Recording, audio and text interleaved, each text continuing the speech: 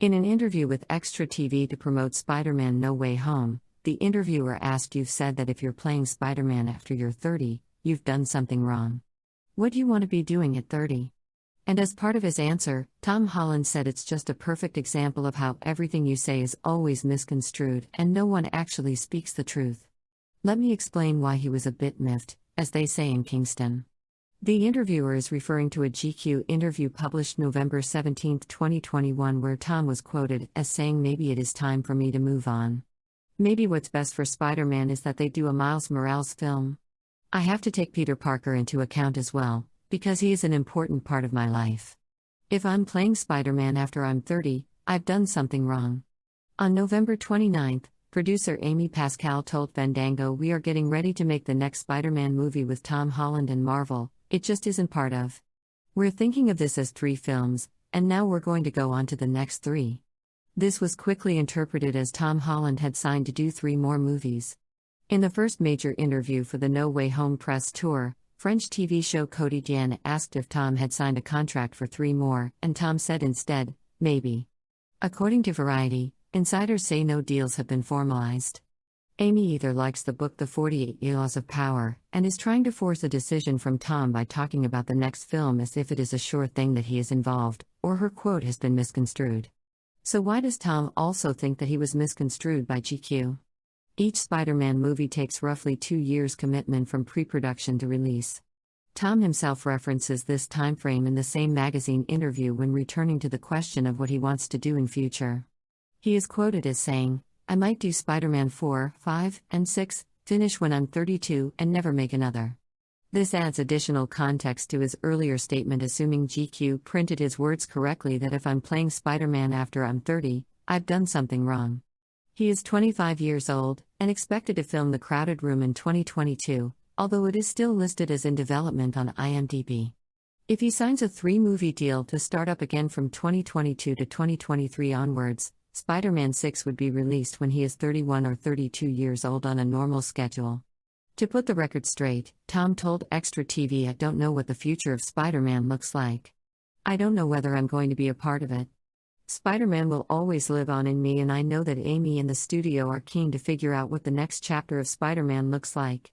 If that happens to be with me, then that's very exciting, but if it's time for me to walk away, then I'll do so proudly." And what I was referring to in that interview where I said if I was playing Spider-Man when I'm 30 I'd done something wrong, it's because I would be taking up an opportunity for someone to come in and change what being Spider-Man means. Spider-Man could be more diverse. It could be a female character.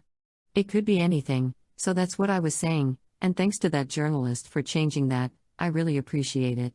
It is worth pointing out that what Tom is suggesting is not legally possible as far as the public knows, because a 2011 agreement between Sony and Marvel was leaked in 2015 stating that Spider-Man's mandatory character traits include that he is male, and Peter Parker or his Spider-Man alter ego must be Caucasian and heterosexual. In the same interview with extratv, Tom refers to a hand-to-hand fight scene with Willem Dafoe and said, "Doing that with him was honestly one of the highlights of my career. I actually tweeted about it, and everyone's like, 'What is it that you were talking about?'" Tom is referring to an Instagram post from February 1, 2021, where the caption read, "Today was easily one of the highlights of my career." For those of you that were there, you know what I'm talking about, and for those of you that weren't, you better buckle up. Commenters assumed he was referring to either filming with his brother Harry, since he is in the Instagram picture, or that he was referring to filming with Tobey Maguire.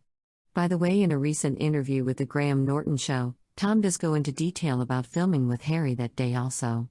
The interviewer also asks about Lip Sync Battle, of course referring to the most viewed performance of all time when Tom performed a medley of Singing in the Rain with Umbrella while dressed in drag. If you have never heard of Umbrella Law, then you must be living under a rock, or perhaps the vulture dropped a building on your head. The interviewer also mentions a fan theory that Andrew Garfield rescues MJ. She is referring to YouTubers like Canadian Lad, who analyzed the second-to-last scene in the No Way Home trailer. The Canadian Lad said, "It took me back to when I watched The Amazing Spider-Man 2 in the theaters. But just as MJ was about to fall, we see this thing in the background which many are actually claiming are the hands of Andrew Garfield, and Sony forgot to edit them out." Now the way Tom dropped everything and just went after MJ has been shot the exact same way as Andrew Garfield's. But unlike Andrew, Tom isn't shooting any web to catch MJ, he's just trying to reach her. Which is a bit surprising, so his web shooters must have got damaged during the final battle. And if you ask for my theory, I'd say Tom probably won't be able to catch MJ here, but Andrew will. Andrew will, because after Gwen died, he must have thought of 1,000 different ways he could have saved her, but he didn't apply those techniques in time. Perhaps Gwen's death helped Andrew become a better Spider-Man in his universe. He'll get his redemption act even though he couldn't save the love of his life, but he will save someone else's. In another interview on the No Way Home press tour with Brandon Davis, fans found it odd that while the trailer shows Peter and MJ in the scene together, it was not filmed together, as Tom asked, "Oh, were you not actually falling?" At first it sounds like he might be doing what the English call taking the piss. But Zendaya answers, "We did versions of it falling, and then we did versions of it literally just me going like this, so I look like a bug on my back," and Tom says, "No way, that's hilarious," as if it is the first time he has heard this. This also is striking because on the Graham Norton show on December 3rd, Tom Holland told a story about how Zendaya would routinely watch filming even if she wasn't in the scene because she would be calmly knitting, for example, while Tom was in a bloody fight with the Green Goblin. But like Tom said about his GQ magazine interview, perhaps it has just been misconstrued. I hope this has helped you learn more about Spider-Man and Tom Holland, and that it has helped Tom in his mission to separate fact from fiction.